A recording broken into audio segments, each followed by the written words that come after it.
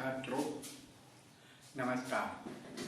आज अपन विसर्ग संधि के बारे में पढ़ेंगे, समझेंगे। विसर्ग संधि क्या है और इसके नियम क्या है, इसके बारे में अपन देखेंगे कि विसर्ग संधि क्या है। अब विसर्ग संधि की परिभाषा, ये परिभाषा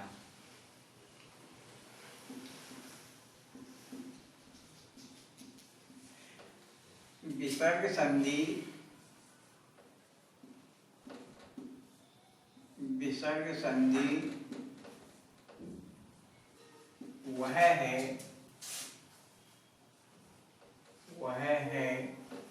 जिसमें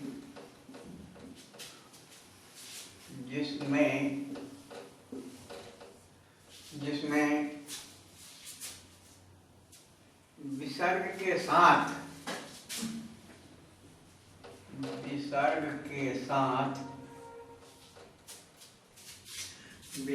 के साथ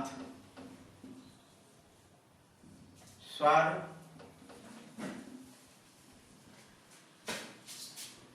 अथवा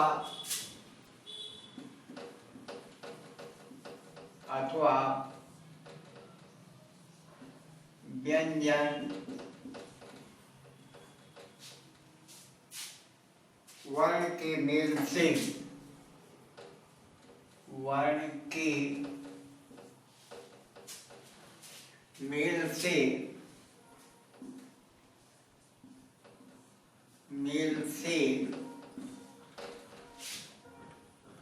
जो विकार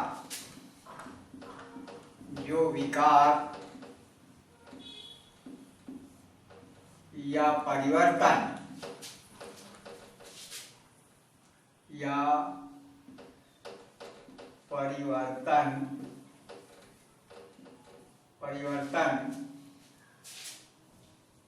होता है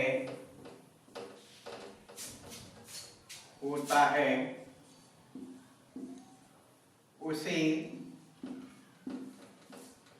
विसर्ग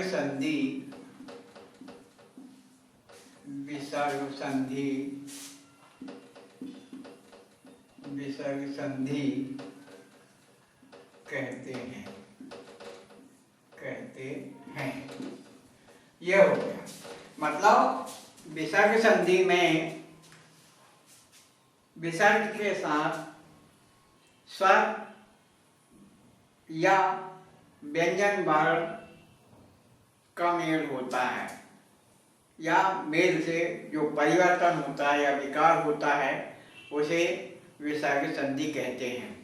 यहाँ पर अब विसर्ग संधि के कुछ नियम दिए हुए हैं।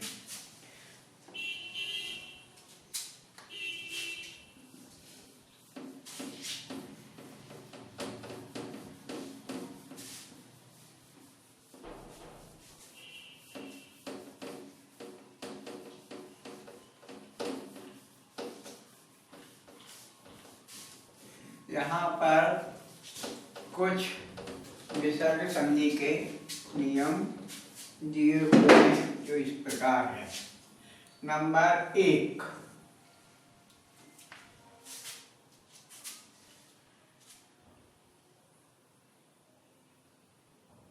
यदि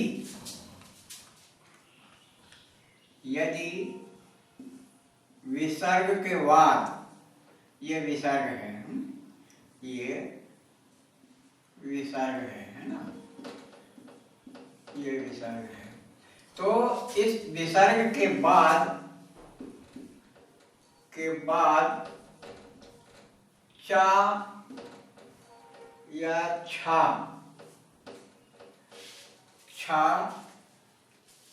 आए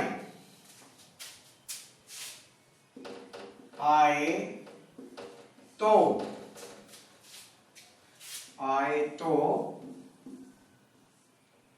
विसर्ग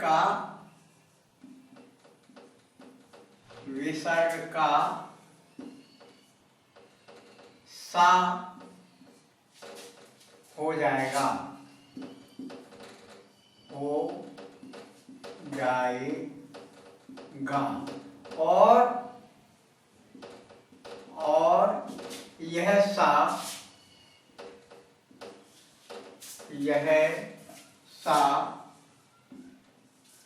शब्द के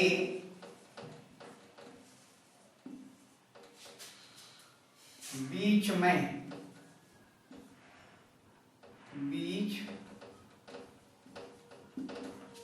या मध्य में आधा सा होकर मिल जाएगा।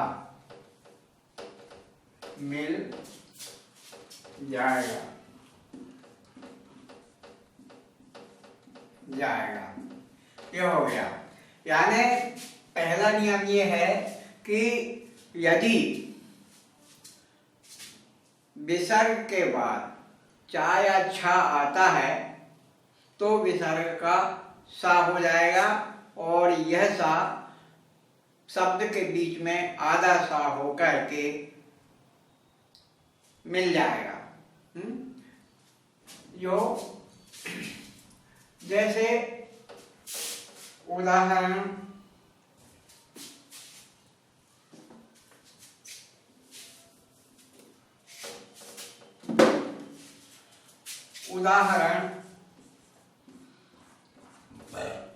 है निश्चल है।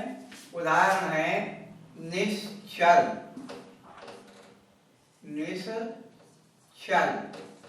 अब यह शब्द है, ये पूरा शब्द है ना। अब इसके संधि विच्छेद अपन करें तो नीह धन चल है ना, नीह धन चल। अब यहाँ पर यह संधि विच्छेद हुआ, यह संधि विच्छेद है।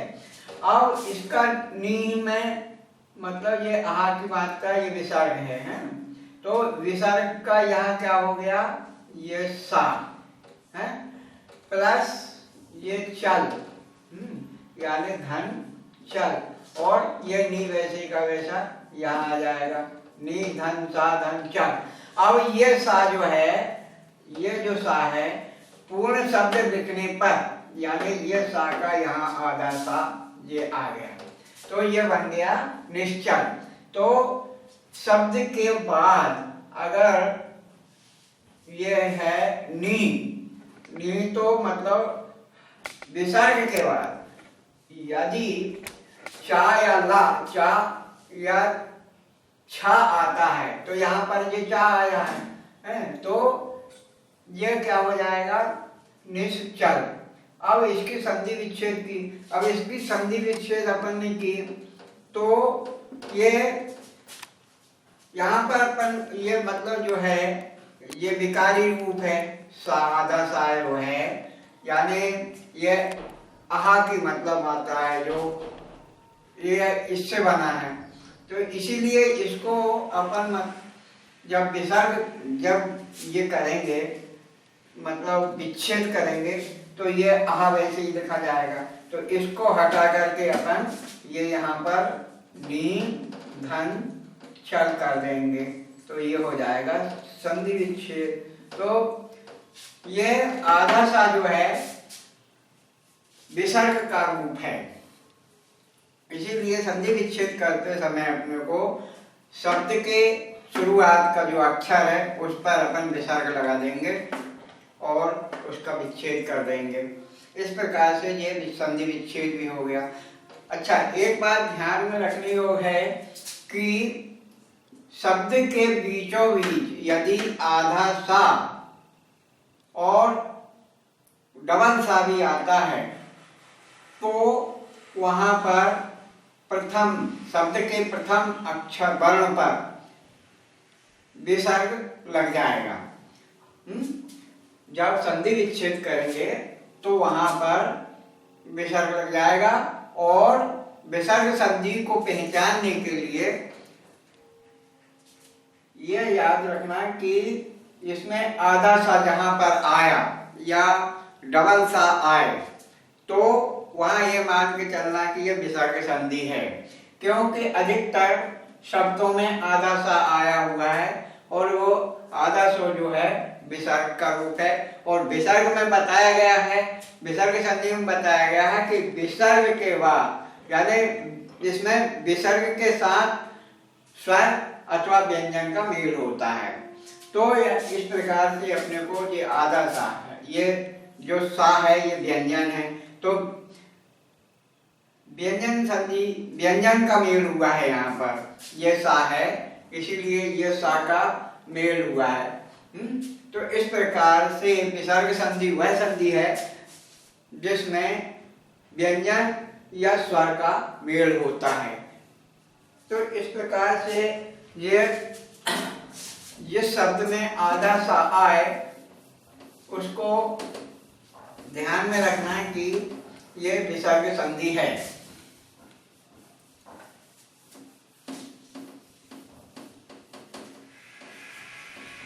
अब नियम दूसरा है, इसी का मतलब साथ में है, जैसे दिया था कि यदि विसर्ग के बाद चा या छ आए, तो अब अपन मतलब दूसरा उदाहरण देखते हैं कि दूसरा उदाहरण है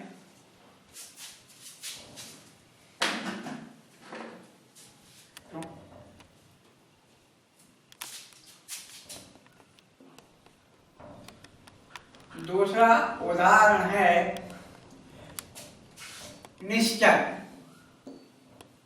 निश्चल है ना, निश्चल।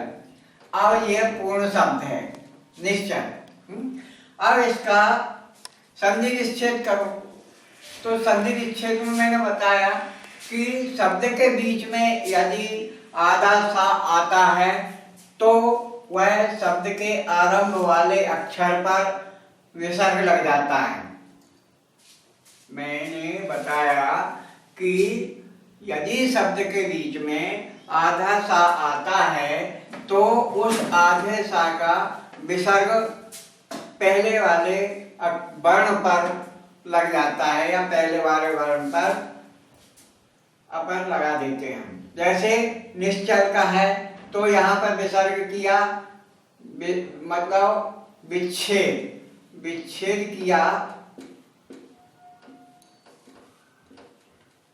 किया तो निश्चल का नी, ये नी और ये सा है तो इसका ये विसर्ग लगा दिया, तो ये नी और फिर ये सा हट गया यहाँ से, तो अब ये मतलब ये रह गया चल, तो अब ये प्लस चल बराबर ये हो गया निश्चल है। ये संधि विच्छेद हो गई है ना। तो जहां पर विसर्ग के बाद चा या छा आता है, निश्चल है वो, ये यहाँ मतलब छा दिए अपन छा का देते हैं निश्चल है, तो ये यहाँ छल आ जाएगा और ये भी छा आ जाएगा, तो निश्चल हो जाएगा। नि धन छल बराबर ये निश्चल हो जाएगा इस प्रकार से। फिर से जैसे ये निश्चल है, निश्चल ये छल, तो नियम में दिया गया है कि यदि विसर्ग के बाद चा या छा आता है तो चा या छा का सा हो जाएगा, तो यहाँ पर छा आया है, ये शब्द में सा छा आया है, तो अब संधि विच्छेद किया अपन ने, तो नि धन छल, तो ये मतलब ये छल जो छा आया यहाँ पर, तो ये नि धन छल का क्या हो जाएगा निश्चल, निश्चल। इसी प्रकार से निष्कपट है, ये इस प्रकार से ये उदाहरण है। तो ये यदि चा या छा के बाद अब ये यहाँ कपट भी आ गया तो ये विसर्ग संधि है, मतलब जहां पर जिस शब्द के बीचों बीच सा आधा आता है वहां पर विसर्ग संधि का उदाहरण मान लिया जाना चाहिए या विसर्ग संधि मान ली जाना चाहिए। ये हो गई नियम 2। अब उसके बाद क्या है,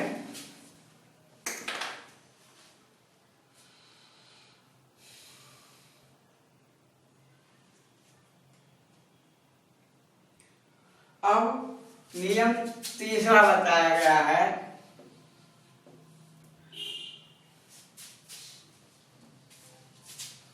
नियम तीसरा यह बताया गया है कि यदि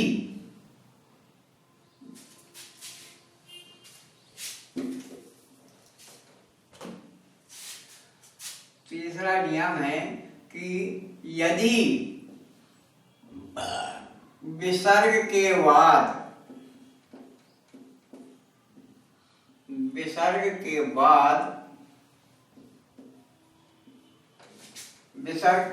ता या था, ता या ठा, ता या ठा आए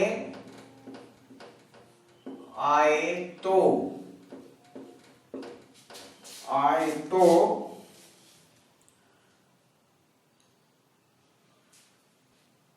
ता या ठा विसर्ग का आए तो विसर्ग का क्या हो जाएगा, विसर्ग का सा षटकोण का हो जाएगा, है सा षटकोण का हो जाएगा, है ना, हो जाएगा। यदि विसर्ग के बाद टा या ठा आए तो विसर्ग का सा षटकोण वाला सा हो जाएगा।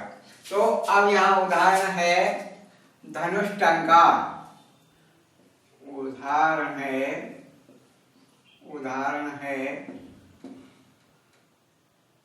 धनुष धन टंकार, यह संधि विच्छेद का उदाहरण है, यह संधि विच्छेद की हुई है। अब इसमें मतलब विसर्ग के बाद टा आया है, तो विसर्ग का यहाँ क्या हो गया, षटकोण वाला सा और प्लस टकार, मतलब धन टकार, और ये धनु उतर गया है यहाँ पर, धनु धन सा धन टंकार है। तो इसका पूर्ण मूल शब्द क्या हो गया, धनुष आधा सा और ये टंकार, ये हो गया धनुष टंकार, है ना। तो ये मूल शब्द हो गया। इस प्रकार से यह विसर्ग, यदि विसर्ग के बाद टा या ठा वर्ग आए, ठा वर्ण आए तो मतलब विसर्ग का सा हो जाएगा यदि शब्द में, और ये आधा सा हो गया। यहाँ पर ये सा पूर्ण ना लिखा करके आधा सा लिखा जाता है शब्द के बीच में, तो यह धनुष टंकार हो गया।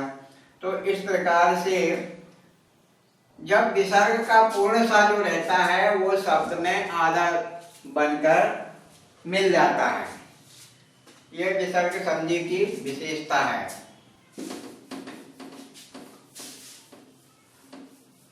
अब तीसरा उदाहरण, अब चौथा उदाहरण है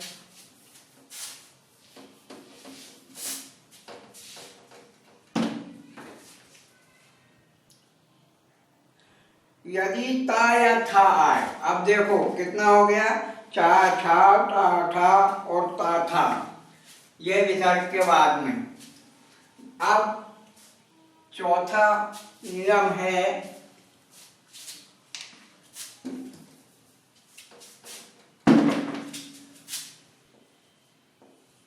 चौथा नियम यदि यदि विसर्ग के बाद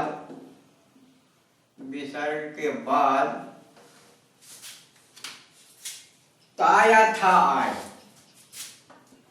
ता या था आए तो विसर्ग के स्थान पर विसर्ग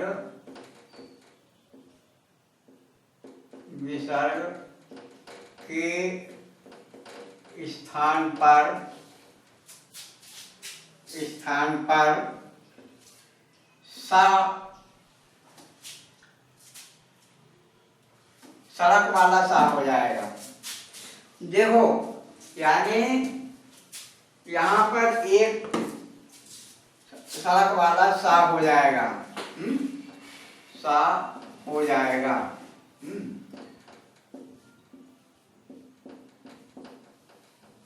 अब देखो यहाँ पर क्या दिया है, 3 नियम है और तीनों ही नियम में 3 सा का वर्णन दिया गया है, 3 सा बतलाया है। तो पहला सा जो है सीटी वाला सा है, ये किसकी जगह पे आया है, विसर्ग के बाद सा आया है जब चा या छा होता है। यदि विसर्ग के बाद चा या छा होता है तो उसका विसर्ग के स्थान पर सीटी वाला सा हो जाएगा। इसी प्रकार जब विसर्ग के बाद टा या ठा होगा तो षटकोण वाला सा हो जाएगा, विसर्ग का षटकोण वाला सा हो जाएगा। और ता या था, यदि विसर्ग के बाद ता या था है तो उसकी जगह पर उसके स्थान पर सड़क का सा हो जाएगा। ये 3 नियम है और तीनों ही मतलब सा के ऊपर सा का सा आ जाता है विसर्ग के बाद, यानी ये सा हो जाता है। तो यहाँ पर अब संधि विच्छेद वाला उदाहरण है निस्तेज, निधन तेज, निधन तेज बराबर निस्तेज,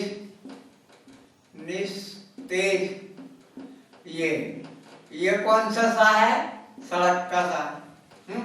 तो ये निस्तेज हो गया।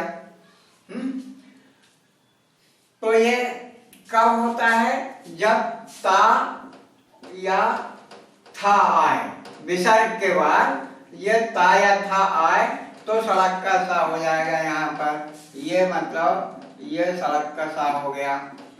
अब ये सड़क का सा जब अपन पूर्ण रूप शब्द का पूर्ण रूप लिखते हैं जैसे निस्तेज है, तो ये जो सड़क का सा है ये आधा हो जाएगा और ये इसमें तेज में मिल जाएगा। तो ये इस प्रकार से ये हो जाएगा निस्तेज। ये उदाहरण दे दिया, यानी सा सा सा, यानी सीटी वाला सा, षटकोण वाला सा और सड़क का सा, ये तीनों सा के 3 उदाहरण हैं। तो अब इनको एक साथ मैं आपको बता देता हूँ कि मतलब इससे कहाँ पर मतलब कौन सा सा परिवर्तित हो जाएगा, विसर्ग के बाद कौन सा सा लगेगा, कौन सा सा लगेगा। अब ये तीनों उदाहरण में ये बताया गया था कि यदि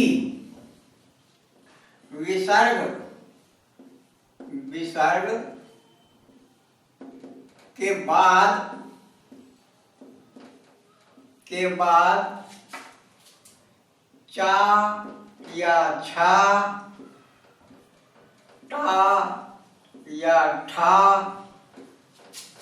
ता या था हो तो विसर्ग के स्थान पर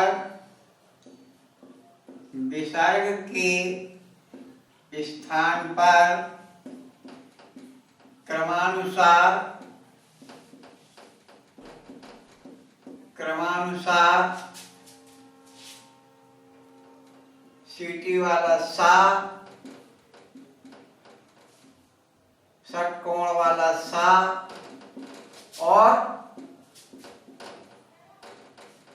और सड़क का सा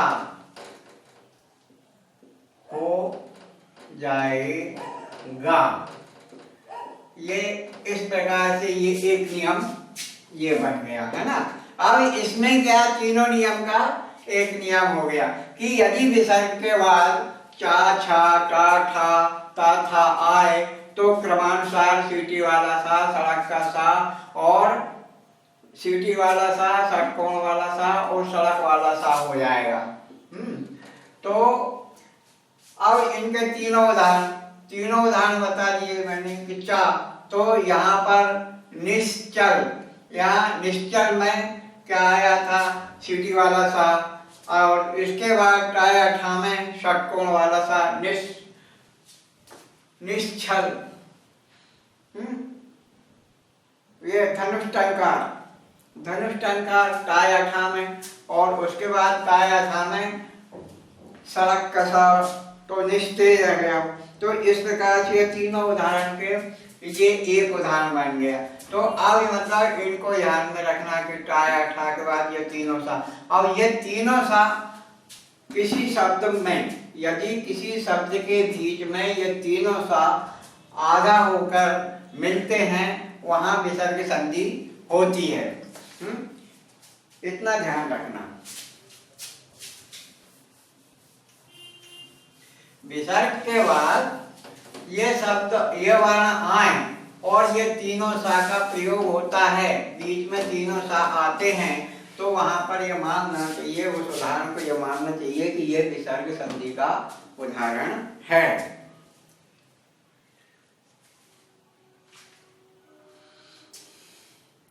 अब चौथा उदाहरण देखिए। चौथे उदाहरण दिया है,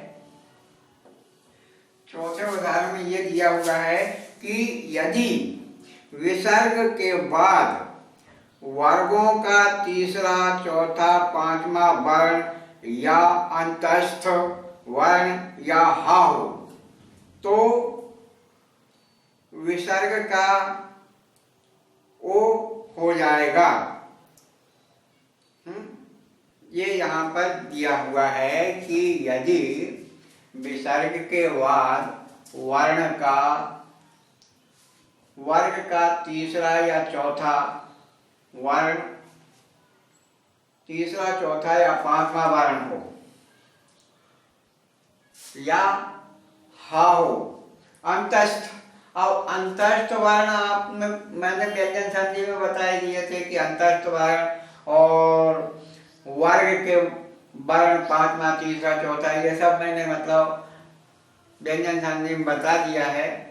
तो यहाँ पर भी मैं पुनः बता रहा हूँ कि जैसे यहाँ वर्गों का तीसरा, चौथा और पांचवा वर्ण अंतस्थ वर्ण यारा लावा, इस प्रकार से अब ये वर्गों का तीसरा, चौथा या पांचवा, अब वर्ग में 25 वर्ण होते हैं, प्रत्येक वर्ग के 5-5 वर्ण आते हैं। तो 5 वर्ण में मतलब जैसे अपन उदाहरण लेते हैं का वर्ग, तो का वर्ग का तीसरा और चौथा और पांचवा वर्ण कौन सा है, तो तीसरा वर्ण का खा गा, तो का वर्ग का तीसरा वर्ण गा है, चौथा वर्ण घा है और पांचवा वर्ण इंगा है। तो इस प्रकार से मतलब वर्ग का तीसरा, चौथा, पांचवा वर्ग हो गया और वर्ण हो गया। अंतस्थ वर्ण यारा लावा है और उसके बाद में हा है। तो इस प्रकार से यदि विसर्ग के बाद वर्गों का तीसरा, चौथा या पांचवा वर्ण हो या अंतस्थ वर्ण यारा लावा में से कोई वर्ण हो या हा हो, तो उस विसर्ग का ओ हो जाएगा, वहां पर विसर्ग का ओ हो जाएगा। अब यहाँ नियम लिख,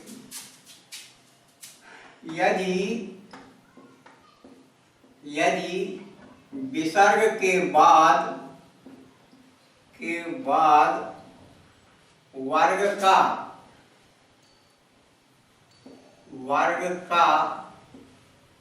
वर्ग का तीसरा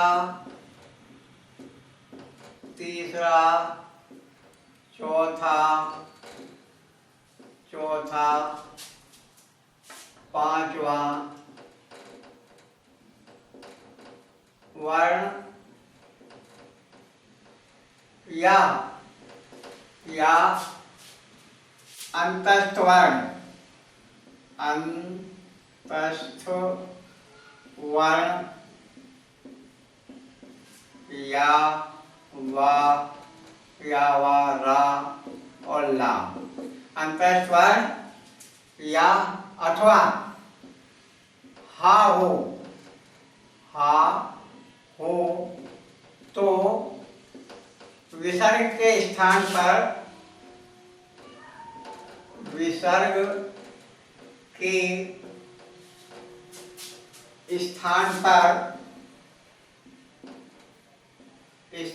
पर ओ हो जाएगा, ओ हो जाएगा, है ना। अब ये नियम दिया गया है। तो विसर्ग के बाद इस नियम के अंतर्गत अगर कोई वर्ण आता है तो उस वर्ण के तो विसर्ग का ओ हो जाएगा।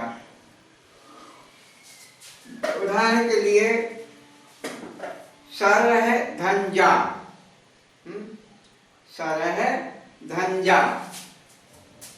अब सरोज, यहाँ पर उदाहरण दिया है सरोज। सरोज ये मूल शब्द है ना, ये सरोज ये मूल शब्द है। अब इसका संधि विच्छेद किया, इसका संधि विच्छेद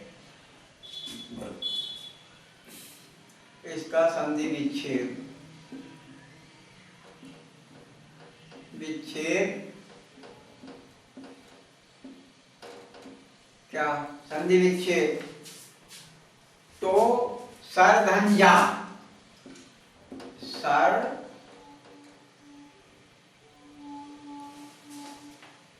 सरह धन जा,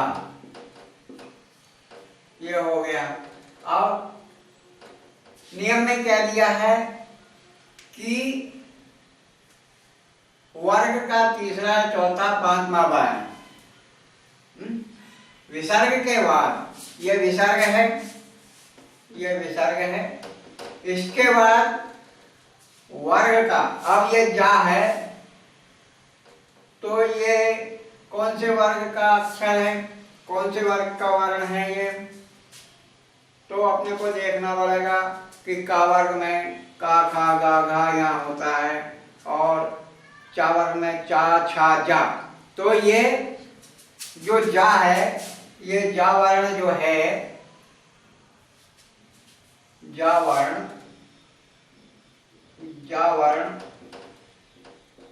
जो है वह चा वर्ग का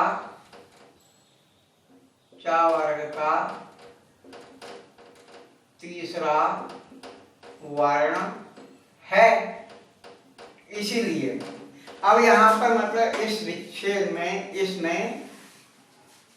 इस शब्द में मतलब जा आया है। तो जा वर्ण जो है वह चा वर्ग का तीसरा वर्ण है।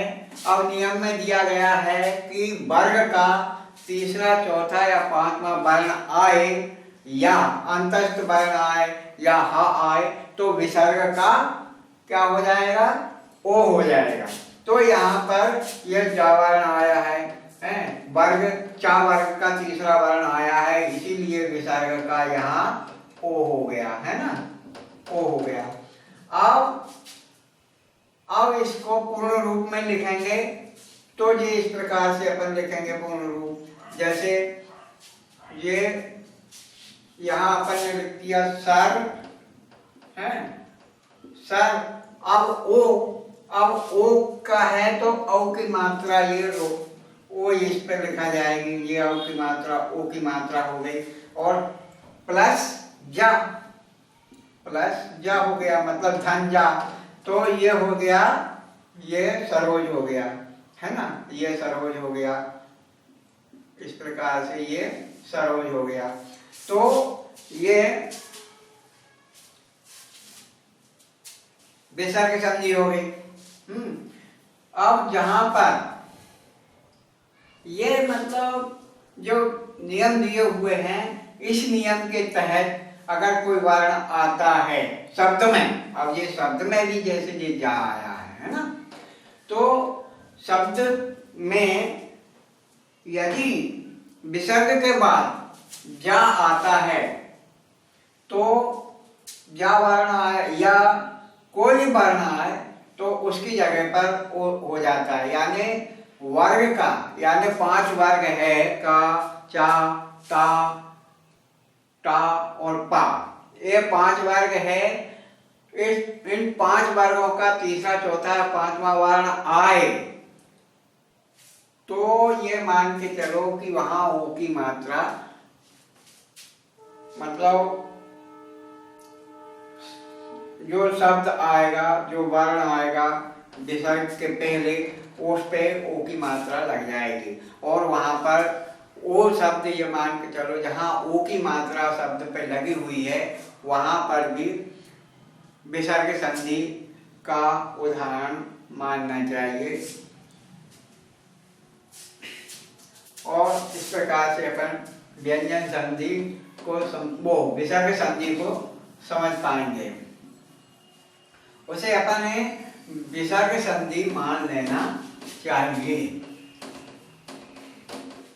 इस नियम के तहत।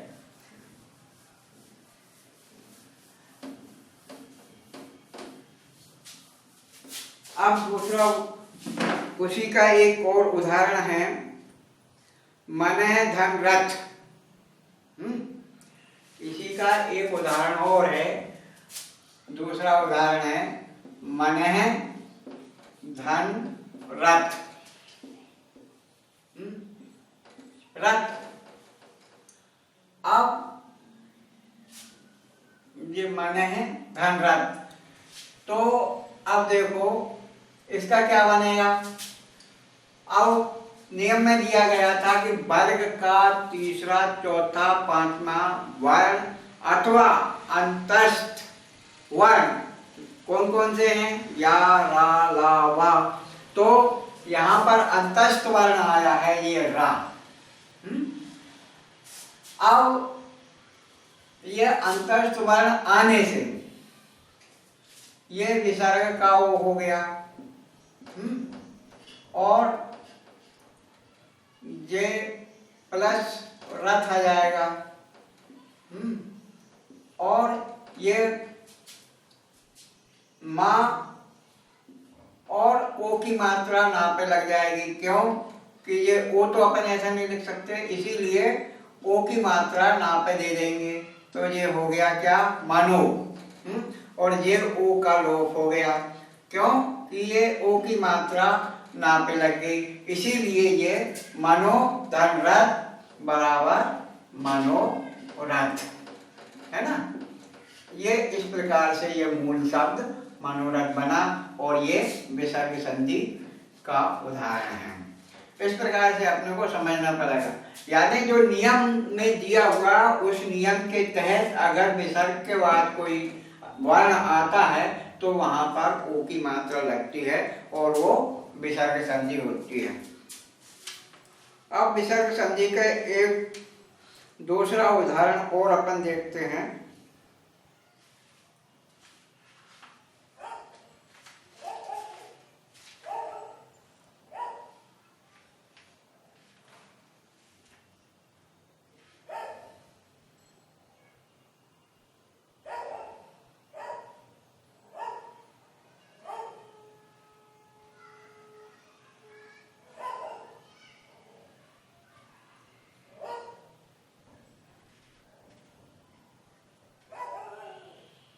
अब जैसे यहाँ पर दिया है तपह धन भूमि, तप है धन भूमि, तप है धन भूमि।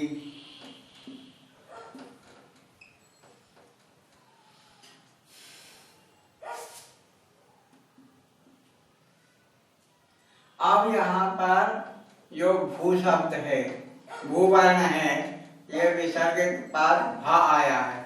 अब ये भा कौन से वर्ग का है? तो पा फा बा भा, यानी पा वर्ग का चौथा वर्ण है ना। पा वर्ग का चौथा वर्ण है, इसीलिए ये विसर्ग का ओ हो जाएगा और प्लस मतलब धन भूमि। अब ये तप यहाँ आ गया और ये ओ की मात्रा जो है ये इस पे लग जाएगी पा पे, तो ये तपो हो गया। अब तपो धन भूमि, अब दोनों को मिलाकर लिखेंगे तो क्या हो जाएगा? तपो भूमि। ये तपो भूमि हो गया। तो इस प्रकार से अपने को यहाँ देखना पड़ेगा। ये वर्ग का, अंतस्थ वर्ग का या हा वर्ग आए, हा वर्ण आए तो वहां पर ओ की मात्रा लगेगी। प्रथम शब्द के वर्ण पर, दूसरे वर्ण पर, यानी विसर्ग के पहले जो वर्ण आता है उस पर ओ की मात्रा लग जाती है। ये विसर्ग संधि का चौथा उदाहरण है।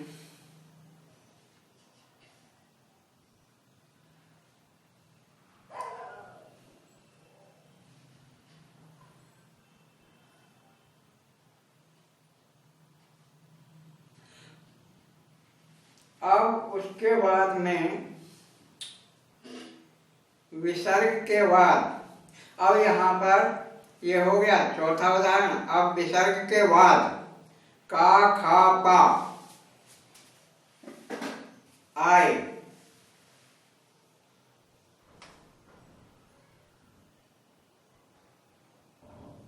तो वहां पर कोई परिवर्तन नहीं होगा।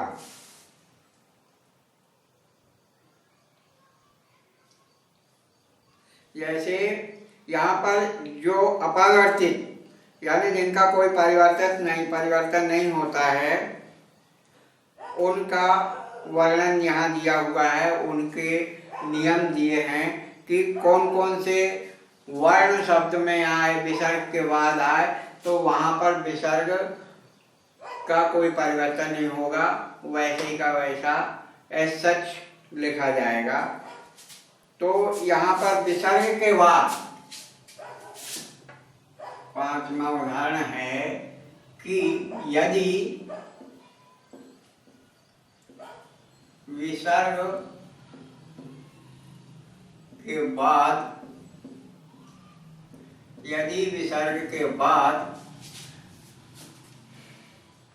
का खा और पा, का खा और पा है ना, का खा और पा तथा सा और सा,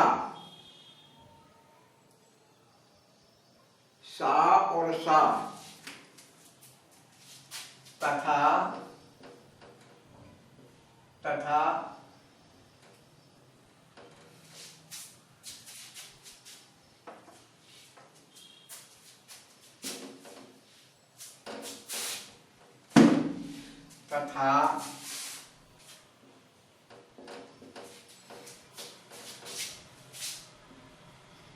सा और सा आए तो विसर्ग में या विसर्ग के स्थान पर विसर्ग में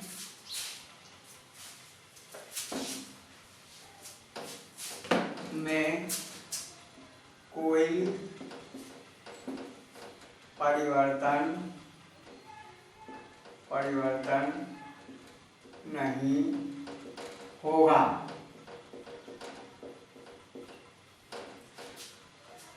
अब जैसे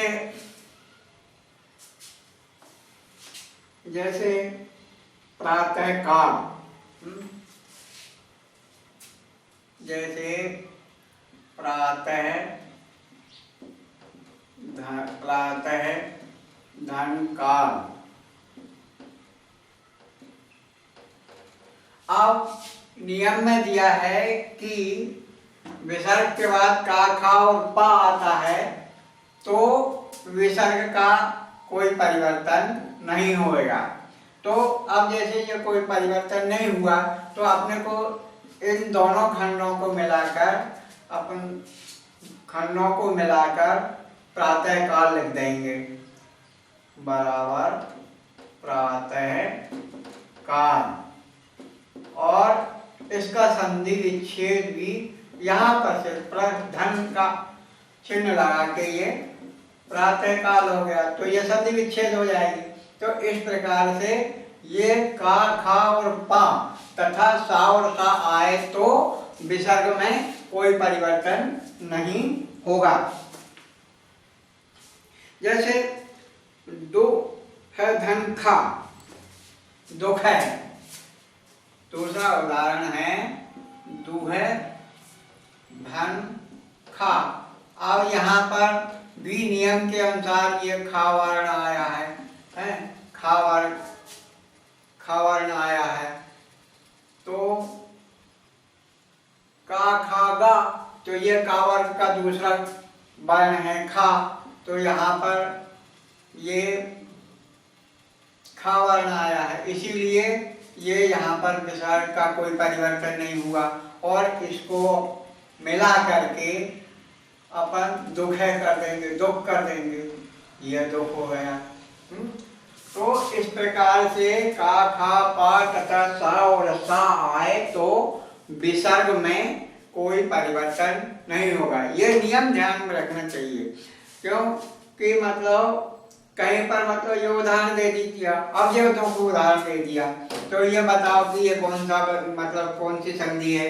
तो जब तक अपने को नियम याद नहीं होंगे तब तक अपन संधि नहीं बता पाएंगे कि ये कौन सी संधि है। हर संधि के उदाहरण दिए हुए हैं, उन उदाहरणों को जब तक अपन ध्यान में नहीं रखेंगे, याद नहीं होंगे, जब तक अपन संधि नहीं बता पाएंगे। इसीलिए नियमों को याद करना अति आवश्यक है।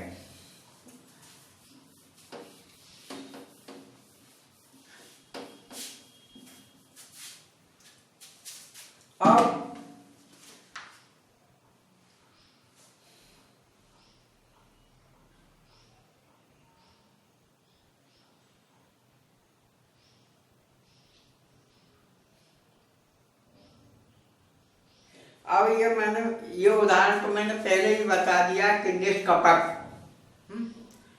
निष्कपट जैसे वो सा का दिया था मैंने कि सीटी वाला सा के अक्षर के आने से होता है विसर्ग का सा, सीटी वाला सा विसर्ग के स्थान पर सीटी वाला सा के अक्षरों के आने पर होता है षटकोण का सा विसर्ग मतलब किस मतलब वर्ण के आने पर होता है, और सड़क का सा किस वर्ण के आने पर होता है। ये मतलब पहले के उदाहरण में तीनों उदाहरणों का एक उदाहरण करके बता दिया था मैंने, एक नियम बनाकर बता दिया। और यहीं पर उन्होंने फिर दे दिया है कि यदि विसर्ग के बाद का या पा आता है, का या पा आता है तो विसर्ग का षटकोण वाला सा हो जाएगा। तो मैंने मतलब षटकोण वाला सा को पहले भी बता दिया था, है? तो इस प्रकार से अब ये दोनों उदाहरण पहले वाले के उदाहरण के हैं। जैसे पुरस्कार है तो पुरः धन का, और इसमें सड़क का सा हो गया पुरस्कार। तो इस प्रकार से ये मतलब पुरस्कार हो गया। तो यहाँ पर सिर्फ नियम 3 हैं, उन नियम के आधार पर ही पूरी विसर्ग संधि समाहित है। और ये तीनों चारों उदाहरण और तीनों चारों नियम आपने याद कर लिए और ध्यान में रख लिए तो विसर्ग संधि को समझने में आपको देर नहीं लगेगी, विसर्ग संधि आप बता पाएंगे। और इसके अलावा क्या है कि हिंदी की कुछ स्वतंत्र संधियां हैं। ये स्वतंत्र संधियां